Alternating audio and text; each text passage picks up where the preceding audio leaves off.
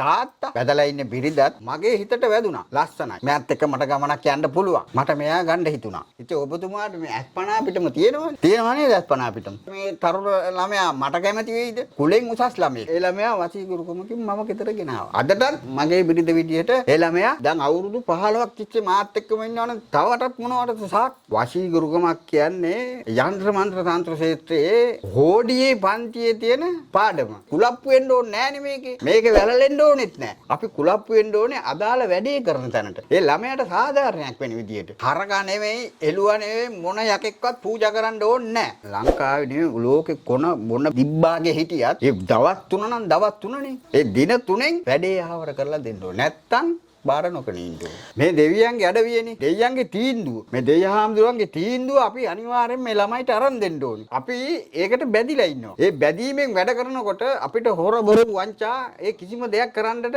අවසර නැහැ. අඩාගෙන එන්නේ. අවුරුදු 8ක් මම ආදරය කරපු කෙල්ල දාලා වෙන කෙනෙක් එක්ක යනවා. එතකොට මම කොහොමද වෙද මහත්තයා දරාගන්නේ? ඒ ළමයාට මම කරුණා පැහැදිලි කරලා දීලා මේ දේවස්ථානේ මම පිට කරේ සම්පූර්ණ වැඩ කටයුතු අහවර කරලා. ගෑණිගේ නංගි සෙට් කරලා දෙන්න කියලා නෙමෙයි මට කිව්වේ. මං සම්බන්ධතාවයක් ඇති කරගෙන තිනවා වෙද මහත්තයා මට මෙන්න මේ වැඩේ කරලා දෙන්න පුළුවන්. මම මේ වැඩේ කරලා දුන්නා. එතකොට ඒ ළමයාගේ තාත්තා මට ඊට වැඩි හිතවත් කෙනෙක්. එතකොට තාත්තා ඇවිල්ලා මට කියනවා පුතා මෙන්න මේ වගේ දෙයකට පැටලිලා තියෙනවා වෙද මහත්තයා බලන්න. ඉතින් කරපු එක මමමනේ කරේ. වයසක මිනිස්සයා පවුනේ. එතකොට අතන ළමයි දෙන්නෙකුත් ඉන්නවා. මූ මට වංචාවන්නේ කරේ. ඒ වංචාවට මූට මං නැවත ඒ සම්බන්ධතාවයේ කඩලා වෙද මහත්තයා වැදගෙන ආවේ. අල්ලපු ගමෙන් ඇවිල්ලා අදිහූනියම් කරන්නේ නැහැ මහත්තයා. අදිහූනියම් කරන්නේ තමන්ගේම පවුලේ අය. අදිහූනියම් කරපු ඉඩම දැනගන්න අපි විශේෂ ක්‍රමයක් තියෙනවා. එතකොට භූමියේ පස් ටික අරගෙන අපි ඒක ජීවම් කරලා. එතකොට මේ භූමියට කරලා තියෙන්නේ මොනවද?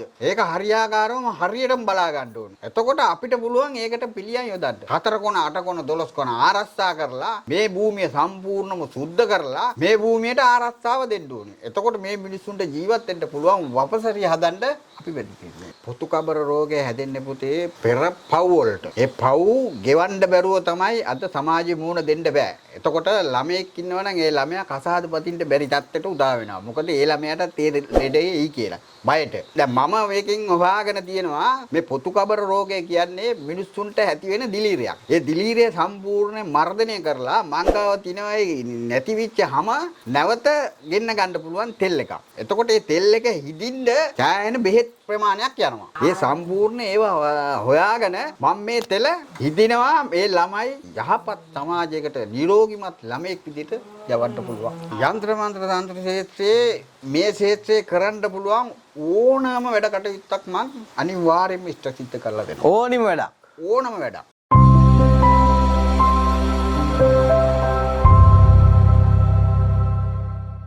ගණේෂ් ටීවී නාලිකාව මගින් ඉදිරිපත් කරනු ලබන මෙම වැඩසටහනේදී සම්පත්දායකයා විසින් කරනු ලබන ප්‍රකාශ වූ අනාවරණයන්ගේ පූර්ණ වගකීම ඔහු සතු වන අතර සමාජගත වන තොරතුරු සහ මතයන්ගේ හිමිකාරීත්වයද ඔහු සතු වේ. වසර 5000ක් පුරාවට මහ පොළොව මත වැළලී කිය ශ්‍රේෂ්ඨ සූර්ය වංශික ශිෂ්ටාචාරයක ලේ උරුමයක සොයා යන ශ්‍රී ලාංකිකයන්ගේ දැනුම් පිපාසාව වෙනුවෙන් පමණක් අප විසින් මෙම වැඩසටහන ඉදිරිපත් කර ඇත. මෙම කරුණු විශ්වාස කිරීම හෝ නොකිරීම ඔබ සතු කාර්යයක් වන අතර මෙකි කරුණු මූලික කරගෙන සිදු කරන්නා වූ කිසිදු මුදල් ගනුදෙනුවක් සඳහා ගණේෂ් ටීවී YouTube නාලිකාව වග කියනු නොලැබේ. ඔබතුමා වැඩසටහනට පිළිගන්නවා ආයිබෝන් කියලා. ආයිබෝන් සම්මාත්‍යා. ජයම්පති ගුරුන්නාන්සේ එහෙම තමයි ගොඩක් දෙනා ඔබතුමාව අඳුරන්නේ. ජයම්පති ගුරුන්නාන්සේ කිව්වහම මේ ලෝකයක් අඳුරනවානේ. හැබැයි කවුරු හරි ලංකාවේ හරි ඉන්න පුළුවන් ඔබතුමාව නොදන්න එක්කෙනෙක් හරි. අපිත් එක්ක කරන පළවෙනි වැඩසටහනනේ. ඒ නිසා අපි පළමුවෙන්ම කියමු කවුද ජයම්පති ගුරුන්නාන්සේ? මොනව කරන කෙනෙක්ද? කොහොම පුද්ගලෙක්ද ජයම්පති ගුරුන්නාන්සේ කියන්නේ? මම ජයම්පති ගුරුන්නාන්සේ මම යන්ත්‍ර මන්ත්‍ර තන්ත්‍ර ක්ෂේත්‍රයේ සෑහෙන කාලයක් සිට මේ ක්ෂේත්‍රයේ අසරණ ළමයි වෙනුවෙන් පෙනී සිටිනවා. මට මේ ගුරුකම් ක්ෂේත්‍රය ආවේ අපේ අත්තගෙන්. මම මේ ක්ෂේත්‍රයේ අවුරුදු 30ක් විතර දැනට ළමයි වෙනුවෙන් වැඩ කටයුතු කරනවා. ඔව් ඉතින් අවුරුදු 30ක් මේ අක්කු පෙරේතයෝ භූතයෝ කුම්බාණ්ඩෝ එක්ක හැපි ගුරුකම් කරනවා කියන්නේ ලේසි පහසු කාර්යයක් නෙවෙයි. ඔබතුමා ගාවට ගොඩාක් මිනිස්සු එනවනේ විවිධාකාර ප්‍රශ්න වලට. මොන ප්‍රශ්න නිසාද ඔබතුමා ගාවට මිනිස්සු එන්නේ? මොනවද ඇවිල්ලා කියන්නේ ඔබතුමාට? ගොඩාක් පුතේ තියෙන්නේ මෙතන මේ ආදර සම්බන්ධතා බිදිච්ච ඒවා. අනියන් සම්බන්ධතා. මගේ දේවාලයට අඩාගෙන තමයි ළමයි එන්නේ. ඔව්. අඩාගෙන එන ළමයි මම සිනාසිනු මොහොතින් තමයි මේ දේවස්ථානයෙන් එළියට යවන්නේ. මොකද විවිධ ප්‍රශ්න තියාගෙන තමයි මේ ළමයි මගේ දේවස්ථානෙට එන්නේ. ඒ දේවස්ථානෙට එන ළමයාට සාධාරණයක් කරන්න අපි බැදී සිටින්නේ. මේ දෙවියන්ගේ අඩවියනේ. එතකොට දෙවියන්ගේ තීන්දුව මේ දෙවියන්ගේ තීන්දුව අපි අනිවාර්යෙන් මේ ළමයිට අරන් දෙන්න ඕනේ. එතකොට අපි ඒකට බැඳිලා ඉන්නවා. ඒ බැඳීමෙන් වැඩ කරනකොට අපිට හොර බොරු වංචා ඒ කිසිම දෙයක් කරන්නට අවසර නැහැ. එතකොට මට එනවා ළමෙක් අඩාගෙන එන්නේ. ඇයි? අවුරුදු 8ක් මම ආදරය කරපු කෙල්ල දාලා වෙන කෙනෙක් එක්ක යනවා. එතකොට මම කොහොමද වෙද මහත්තයා දරාගන්නේ? ඒ ළමයාට මම කරුණා පැහැදිලි කරලා දීලා මේ දේවස්ථානේ මම පිට කරේ සම්පූර්ණ වැඩ කටයුතු අහවර කරලා. වශී කළා. අනිවාර්යෙන්ම මං වශී කරා. කොහොමද ඔබතුමා මේ විදිහට වශී කරන්නේ? මොකද්ද වශී කරන්න භාවිතා කරන ක්‍රමය? කොහොමද වශී කරන්නේ? චාන් මහත්තයා වශී ගුරුකමක් කියන්නේ යන්ත්‍ර මන්ත්‍ර තන්ත්‍ර ක්ෂේත්‍රයේ හෝඩියේ පන්තියේ තියෙන පාඩම. එතකොට පළවෙනියටම කරන්න තියෙන්නේ වශී ගුරුකම කියන එක පළවෙනියටම කරන්න තියෙන්නේ ඒ පළවෙනියට කරන වැඩේ හරියටම හරියාකාරව කරලා දෙන්න ඕනේ. වශී ගුරුකමක් කියන්නේ හෝඩියේ පන්තියේ තියෙන දේනේ. ඒ හෝඩියේ පන්තියේ තියෙන දේ දන්නේ නැතුව පළවෙනියටම ඉගෙන ගන්න ඕනේ මොකද්ද? අයන්න ආයන්න කියන එක හෝඩියේ පන්තියේ. එතකොට මේකෙන් ඉගෙන ගන්න තියෙන්නේ හෝඩියේ පන්ති මේක හරියට හරියාකාරව හරියට හතුරවලා වැඩේ කරොත් හරියටම හරි. ඒ කියන්නේ මේක විකුණ කරන සමාජයක් නේ තියෙන්නේ මහත්තයා. විකුණ කරන සමාජයේ හරියට කරන මිනිස්සයා තෝරා බේරා ගන්න බැරි තත්ත්වයක් අද උදා වෙලා තියෙනවා. ඒ තරමටම කට්ටිය ගුරුකම් ක්ෂේත්‍රයේ වනසලා ඉවරයි. ඔව් දැන් ඔබතුමා ගාවට දැන් ගොඩාක් ඇවිල්ලා තියෙන වශී ගුරුකම් කරගන්න ඒ අය අතරින් ඔය දැන් පිරිමි ගෑනු එහෙම අයත් වෙනවද වශී ගුරුකම් කරගන්න? ගෑනුද පිරිමිද ඒක අදාළ නැහැ. වශියක් කරනවා නම් අර මං කිව්ව විදිහට පළවෙනියටම කරන්න තියෙන්නේ වශී ගුරුකම හරියටම කරන එකනේ. දැන් මේක වශී ගුරුකමක් කියනක මේක වවාගෙන කන එකක් වෙලානේ තියෙන්නේ. ඔව්. කොච්චර වෙලාවක් යනවද ඔබතුමාට වශී ගුරුකමක් කරන්න? ඒක සම්පූර්ණ වෙන්න. මේක මට විස්තර ටික ලැබුණොත් දින 3 යනවා අනිවාර්යයෙන්. යන්ත්‍රයක් ඇදගෙන ඒ යන්ත්‍රයේ ජීවම් කරන්න අවශ්‍ය වටපිටාව හදාගෙන එතකොට දවස් 3 යනකොට මට ප්‍රතිඵල අරන් දෙන්න පුළුවන්. පැය දෙකෙන් බෑ. පැය දෙකෙන් යහනක් හදන්න බෑනේ මහත්තයා. ඔය කියන්නේ සමහරු පැය දෙකකින් කරනවා කියලා. ඒ කිව්වට මේ මිනිස්සු කටින් කිව්වට වැඩේ වෙන්නේ නැහනේ. ඒ ඔක්කොම හොරු. මට එහෙම කියන්න බෑ මහත්තයා. මොකද මං ඒ හොරු කියලා කිව්වොත් මම නිකන් පොරක් වෙනවනේ. එතකොට මේ වැඩේ කරන මිනිස්සයා හරියට වැඩක් කරලා දෙනවා නම් අපි දගලන්න අවශ්‍ය නැහැනේ. මේකේ කුලප්පු වෙන්න ඕනේ නැහැනේ මේකේ. ඔව්. මේකේ වැළලෙන්න ඕනෙත් නැහැ. මේ වැඩේ කරන ළමයාට සාධාරණයක් කරන්න දිනනවා නම් මේකේ ඇවිල්ලා වැළලෙන්න ඕනද? අපි කුලප්පු වෙන්න ඕන කොතනින්ද සාන් මාත්‍යා? අපි කුලප්පු වෙන්න ඕනේ අදාළ වැඩේ කරන තැනට. ඒ ළමයාට සාධාරණයක් වෙන විදියට. එතකොටනේ මේ යම් කිසි මුදලක් වැය වෙනවා. නොමිලේ කරන්න බෑනේ මේක. යම් කිසි මුදලක් වැය වෙනවා. ඒ මුදලට සාධාරණ අපි අනිවාර්යයෙන්ම වැඩ කටයුත්තට බැදී සිටිනවා. දැන් වශී ගුරුකම් කරලා ඒ විදිහට ඔබතුමා මිනිස්සු එකතු කරලා ආදර කතන්දර එකතු කරලා තියෙනවනේ ආදරසීත්. ඒ වගේම දැන් සම්බන්ධතා වෙන් කරන්න අනියම් සම්බන්ධතා කියන්නේ අනියම් සම්බන්ධතා කඩන්න මොන වගේ විස්තරද ඕනි වෙන්නේ? ඒත් අර මම කියපු විස්තරක නම ෆොටෝ එක උපන් දිනේ. උපන් වෙලාව තියෙනවා නම් ගොඩක් ලේසි. එතකොට එකතු කරන දෙන්නේ වෙන් කරන එකත් අරකම තමයි. වෙන් කරන එක එකතු කරන එකත් අරකම තමයි. ඔව්.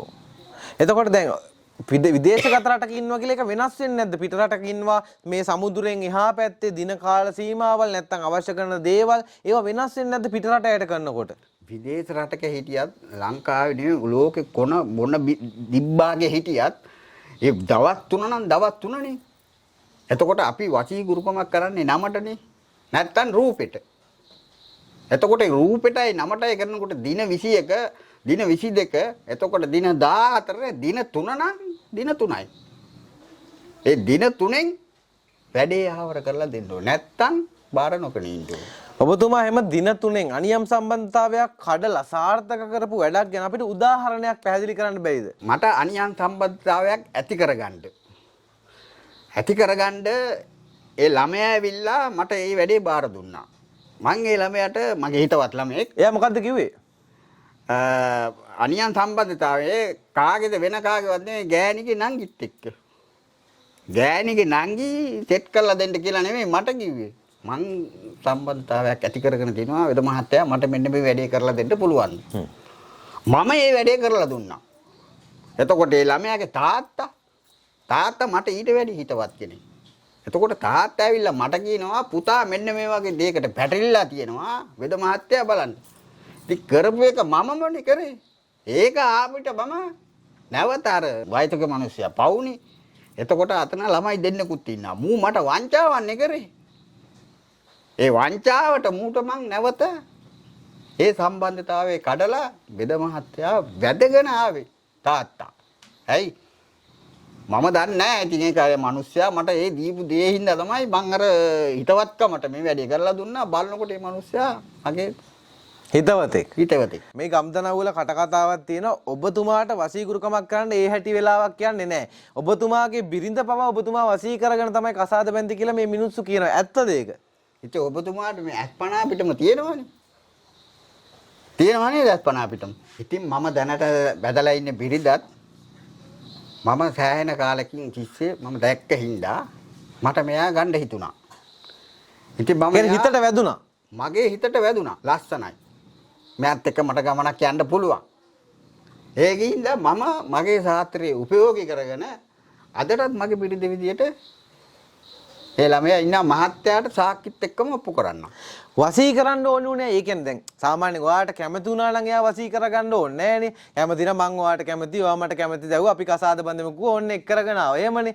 වසී කරගන්න ඕනුනේ. එයා මුලින් ඔයාට අකමැති වුණාද? ඔයාට මං කැමති නෑ, ඔයා මට එපා කියලා ඔයාට ලොකු සීන් දුන්නාද? ඉතින් මාම දිහා බලනකොට මේ තරුණ ළමයා මට කැමති වෙයිද? ඉතින් ඒ ළමයා මට වැඩිය කුලෙන් උසස් ළමයෙක්. එතකොට ඒගොල්ලොන්ගේ දෙමව්පියෝ මට කැමති වෙන්නේ නෑනේ. ඒ නිසා මම මගේ ශාස්ත්‍රයේ උපයෝගී කරගෙන ඒ ළමයා වසීගුරුකමකින් මම ගෙදර ගෙනාවා. අදටත් මගේ බිරිඳ විදියට ඒ ළමයා ඉන්නවා.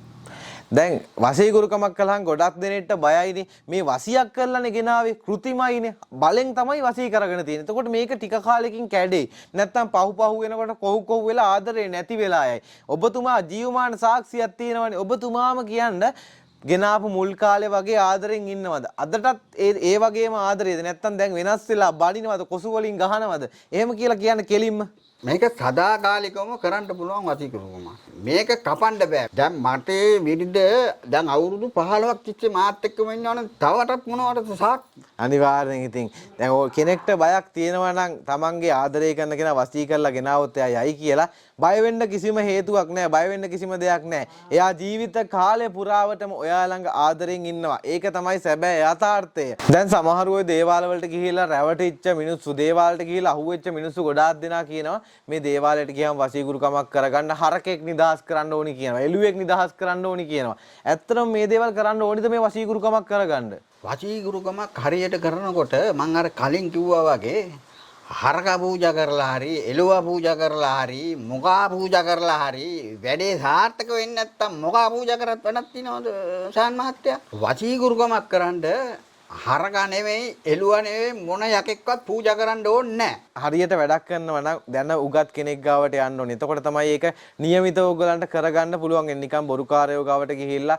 නැති ප්‍රශ්න 1000ක් ඇති කරගන්න ඕනේ නෑ. එතකොට ගුරුන්වහන්සේ මේ ගුරුකම් ශේෂ්ත්‍රය තුළ අපි වශී ගුරුකම් ගැන කතා කළා. අනියම් සම්බන්ධතා කඩන එක ගැන කතා කළා. ඊට පස්සේ වශී ගුරුකමක් කරන්න මොනවද අවශ්‍ය වෙන්නේ? ඒ සියලුම දේ ගැන අපි කතා කළා. කොච්චර කාලයක් යනවද ඒ දේවල් ගැන අපි සාකච්ඡා කළා. මට මෙතනින් එහාට ගිහිල්ලා කියන්නකො ගෙවල් දොරවල් වල විවිධ දෝෂ ඇති වෙනවා. ගෙවල් දොරවල් වල රණ්ඩු සරුවල් ඇති වෙනවා. එහෙම රණ්ඩු සරුවල් ඇති වෙන්නේ කවුරු හරි දේවල් කරපු නිසානේ. ඒ වගේ දේවල් කපලා ඉවත් කරන්නේ කොහොමද?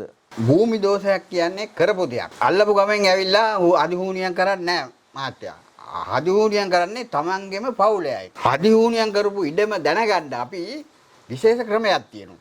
එතකොට භූමියේ පස් ටික අරගෙන අපි ඒක ජීවම් කරලා. එතකොට මේ භූමියට කරලා තියෙන්නේ මොනවද? ඒක හරියාකාරවම හරියටම බලා ගන්න ඕනේ.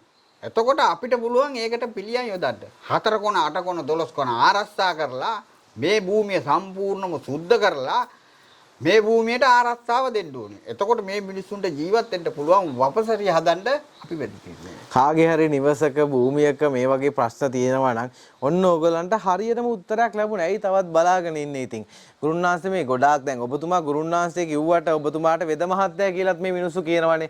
මොකද මේ කවදාවත් කාටවත් මේ ලෝකේ කිසිම රිසර්ච් එකකින් කිසිම ડોක්ටර් කෙනෙක්ට හොයාගන්න බැරි වෙච්ච පොතු කබර රෝගයට පවා ඔබතුමා බෙහෙත් හොයාගෙන තිනවා. බෙහෙත් කරනවා. අපි ඒ ගැනත් පොඩි සඳහන් කිරීමක් කරමු. පොතු කබර රෝගය හැදෙන්නේ පුතේ පෙර පව් වලට. ඒ පව් ගෙවන්න බැරුව තමයි අද සමාජෙ මුණ දෙන්න බෑ. එතකොට ළමයෙක් ඉන්නවනම් ඒ ළමයා කසාද පතින්න බැරි තත්ත්වයට උදා වෙනවා. මොකද ඒ ළමයාට ඒ ලෙඩේ ඊ කියලා බයට.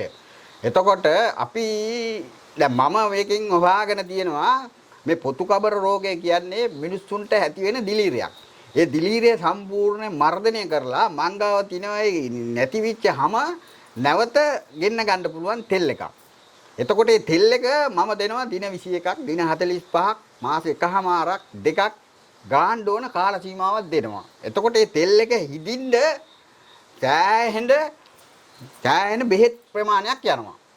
එතකොට මේ බෙහෙත් ප්‍රමාණය හොයාගන්න මම මිනිස්සුන්ට ධම්මලා නැත්තම් මමම ගිහිල්ලා සමහර බෙහෙත් හොයන්නත් බෑ. දැන් තියෙන ශාක වෙනස් වෙලා ඉස්සර තිබ්බ කොළ නෙවෙයි දැන් තියෙන්නේ. ඒ සම්පූර්ණ ඒවා හොයාගෙන මම මේ තෙල හිදිනවා මේ ළමයි යහපත් සමාජයකට නිරෝගිමත් ළමයෙක් විදිහට යවන්න පුළුවන්. ගොඩාක් දේවල් වලට ජීවිතේන විවිධාකාර ප්‍රශ්න වලට පිළිතුරු තියෙනවා ජයම්පති ගුරුන්වහන්සේ ගාව. මේ ගුරුකම් ශේෂ්ත්‍රය කියන්නේ මහා සාගරය නම් අපි කතා කළේ අබෑටයක් තරම් ප්‍රමාණයක්. ඔබතුමා කියන්නකො ඔබතුමා මේ ශේෂ්ත්‍රය තුළ කරන අනිකුත් වැඩ ගැනත් පොඩි කෙටි හැඳින්වීමක්. ශාන් මහත්තයා යంత్ర මන්ත්‍ර තන්ත්‍ර ශේෂ්ත්‍රයේ මේ ශේෂ්ත්‍රයේ කරන්න පුළුවන් ඕනෑම වැඩ කටයුත්තක් මම අනිවාර්යයෙන්ම ඉෂ්ට සිද්ධ කරලා දෙනවා. ඕනිම වැඩක්. ඕනම වැඩක්. ඉතින් ඒ නිසා තමයි ජයම්පති ගුරුන්වහන්සේට මම අර මුලින් කිව්වා වගේ මේ ගුරුකම් කරන අය පවා ගෞරව කරන්නේ. මේ රටේ ලෝකෙ මිනිස්සු ගොඩාක් ගෞරව කරන්නේ මෙතුමට. අන්න ඒ නිසායි ඕනි වැඩක් කරන්න පුළුවන්. ඕනි යකෙක් පෙරේතෙක් එක්ක හැප්පිලා ඕනි වැඩක් කරන්න පුළුවන් පුද්ගලයා තමයි ජයම්පති ගුරුන්වහන්සේ කියන්නේ. ජීවිතයේ ඔයගලන්ට ඇති ප්‍රශ්න තමන්ගේ ආදරය දාලා ගිහිල්ලා අනේ මගේ ආදරය මට ගෙන්න ගන්න ඕනි. මේ වගේ සිතුවිලි ඇති ඔයගලන්ගේ හිතවල කරන්න දෙයක් නැහැ. වෙන කිසිම දෙයක් කරන්න ඕනේ නැහැ. මේ දුරකථන අංකයට එක කෝල් එකක් ගන්න කතා කරලා කියන්න ගුරුන්වහන්සේට අනේ මගේ ආදරේ මට ගෙනත් දෙන්න කියලා. නැත්තම් මගේ ස්වාමියට හොර සම්බන්ධයක් තියෙනවා කියලා කියන්න. කිසි ප්‍රශ්නයක් නැහැ. ඔයාට දෙපාරක් හිතන්නේ ජයම්පති ගුරුන්වහන්සේ පිහිට වෙනවා. ඉතින් මෙතුමාගේ දුරකථන අංකය දාලා තියෙනවා. මේ දුරකථන අංකයට කතා කරන්න. කතා කරලා ඔයාට අවශ්‍ය කරන පිහිට ලබා ගන්න. ඉතින් ඔබතුමත් ගොඩාක් අපිට සහයෝගය දුන්න මේ වැඩසටහන කරන්න. ගොඩාක් ඔබතුමාගේ දැනුම අපිත් එක්ක බෙදා හදාගත්තා. ඒ හැම දෙයකටම බොහොම ස්තුතියි. තවත් දවසක එන්නම් අපි වැඩසටහනක් කරන්න. ඔබතුමත් එක්ක සාකච්ඡා කරන්න. ආයිබෝන්. ආයිබෝන්.